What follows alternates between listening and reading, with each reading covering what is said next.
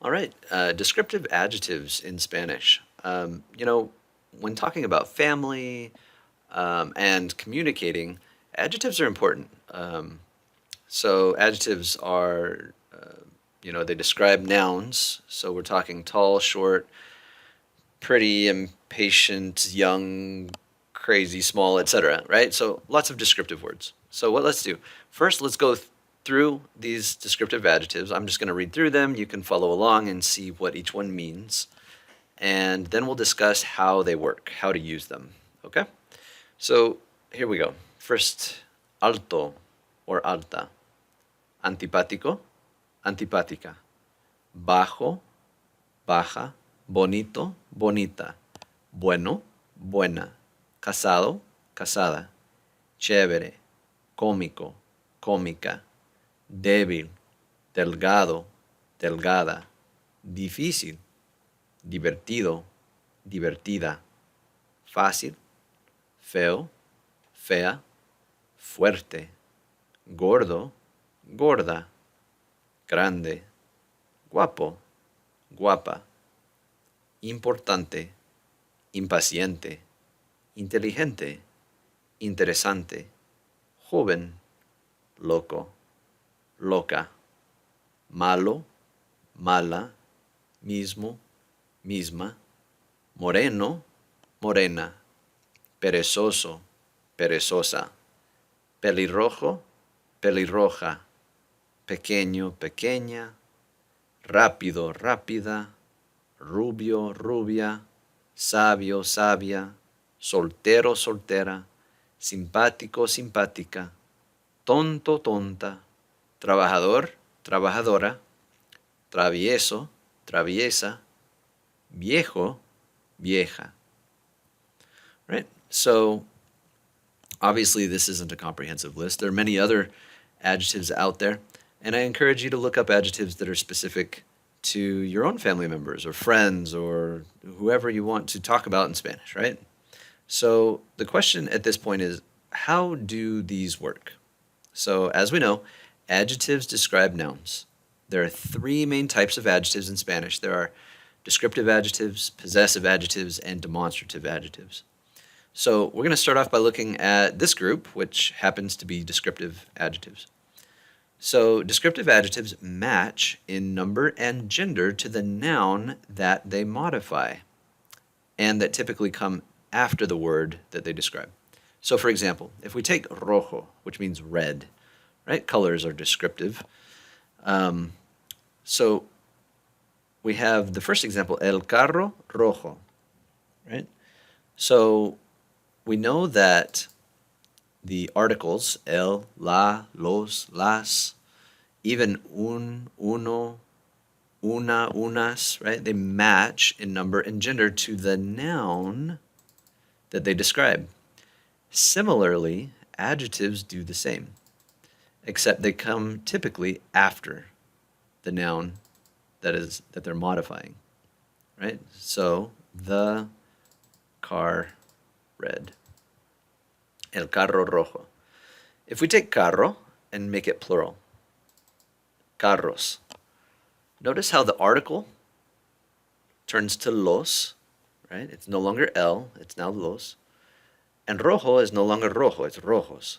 So the main noun in the sentence is dictating what everything else does, or a lot of other things do in the sentence that correlate with it or that are describing it, right?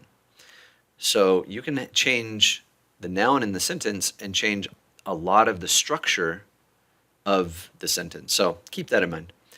In the first example, rojo describes el carro. In the second example, since the word being modified is plural, los carros, we have to make sure that the adjective matches.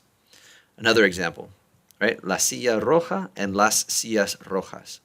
So here we see an example of the adjective red describing a feminine noun, silla. Notice how it changes from singular to plural, right? So it goes from roja to rojas. Now, not all adjectives end in an O or an A. Adjectives that end in an E or a consonant have the same masculine and feminine forms. So let's take inteligente, right? So example number 1, el niño inteligente, right? So that would be the masculine form, el niño inteligente, los niños inteligentes, right? So there's no a at the end here, right? So we have la niña inteligente and las niñas inteligentes. Notice how inteligente, inteligentes. Okay, so some adjectives don't take into account masculine and feminine. Rather, they only take into account singular and plural. And how do I remember which adjectives do that, Mr. Reynolds? Well, unfortunately, as you're memorizing the list, you kind of have to remember, well, which adjectives have an OA option and which ones don't, unfortunately. Okay, so again, time to get out those flashcards and get to work, right? Let's see. Adjectives that end in or are masculine, and those that end in ora are feminine, right? So we have an example with trabajador. So el hombre trabajador, right? So that's a hardworking man. Los hombres trabajadores, the hardworking men. So trabajador, trabajadores, that's the masculine form. The feminine, la mujer trabajadora, so the hardworking woman. Las mujeres trabajadoras, the hardworking women.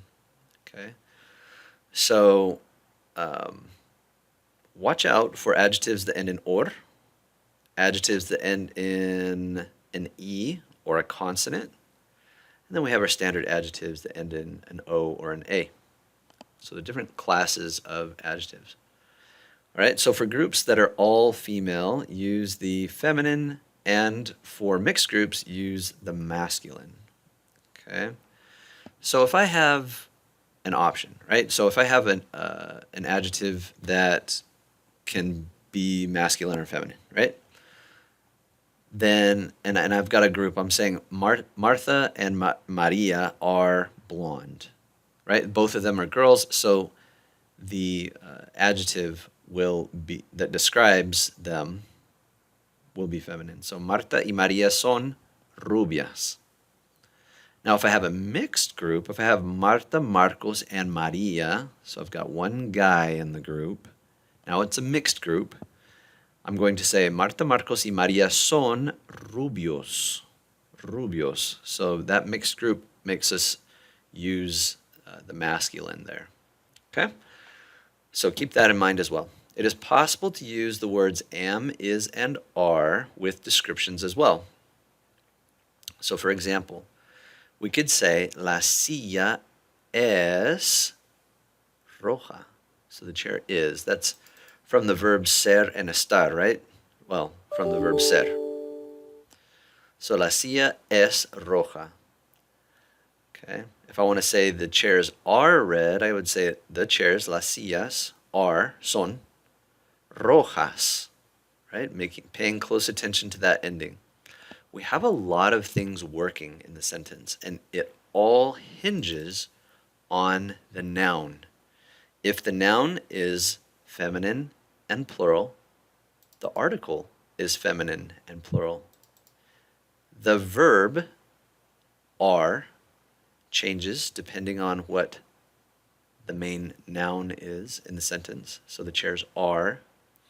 And also, any adjectives or words that describe the noun will also change depending on what it is. In this case, it's feminine and plural. Okay, so the whole sentence hinges on that main noun in the sentence. Now, we don't have to do that in English, but in Spanish we do, and it takes a lot of work for us to be cognizant of the other words in the sentence and how they all tie back to that main noun in the sentence. So pay attention to that. So here's some other examples. El niño es inteligente. Las niñas son inteligentes. Yo soy trabajador. Ella es trabajadora. Okay, so anyway, so there are some uses of ser and estar in the sentences. The words good, bad, and big can come before the word that they describe. So we just said that these descriptive words, these adjectives, come after the nouns that they modify, right? So Casa Blanca, house, white, for example. If the word so these are some exceptions, right? So if I want to say that something is good, something is bad, or something is big, those words can come before the noun that they describe. So if the word described is masculine, then the adjectives, these adjectives, good, bad, and big, are shortened to buen, mal, and gran. So we wouldn't say, for example, bueno hombre. We would say buen hombre. We've got some examples down here. Okay. So buen hombre. Okay. Let's see. If he's a bad man, right? Es un mal hombre. Or if I want to use the word grande, I would say gran. Okay. So the feminine uses are still buena, mala, and grande, right? So if I were describing a woman, I could say es una buena mujer, mala mujer, grande mujer. The word gran changes in meaning. Gran actually means great, right? So he's not a big guy, but a great guy. So anyway, and then there are some examples you can look at there. Some examples with color, or I guess we need to look at our colors. So we have red, which is rojo or roja. Okay. Yellow is amarillo. Green is verde. Blue is azul. Purple is morado or morada. Pink, rosado or rosada. Some people will use the word rosa to describe pink. Orange is anaranjado. That one's a tough one to say. Anaranjado, anaranjado. Or anaranjada. White, blanco or blanca. Brown. There are several words for brown. Marrón, pardo, café. Okay, depending on what you're talking about. But café is commonly used to describe eye color. And café can be used to describe other things as well, but specifically when you're talking about eyes, café, that color of coffee, if you have that dark brown colored eye, café is the word that you want to use to describe brown there.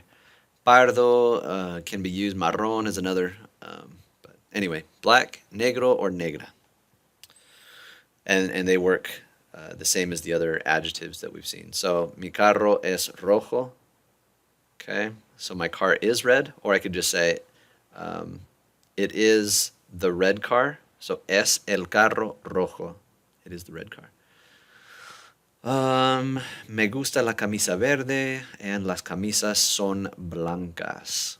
So those are some examples with colors. Then we have our homework. One of the activities is find the errors, right? Remember how I mentioned that everything hinges on the noun? So what I've done is I've put together some sentences where some of the words don't match the noun and they should. So, or they match incorrectly. So for example, mi mamá es muy alto, with number one here. Alto should be alta, right? Because it's describing my mom, she's female. Okay. Number two, mis amigos son cómico, should be cómicos, right? Because amigos is the main noun, cómico should match that in number and gender, so it'd be cómicos. Okay, so watch out for those. Make sure that we've got matching there, coordination between any descriptive words and the main nouns in the sentence. Listening comprehension.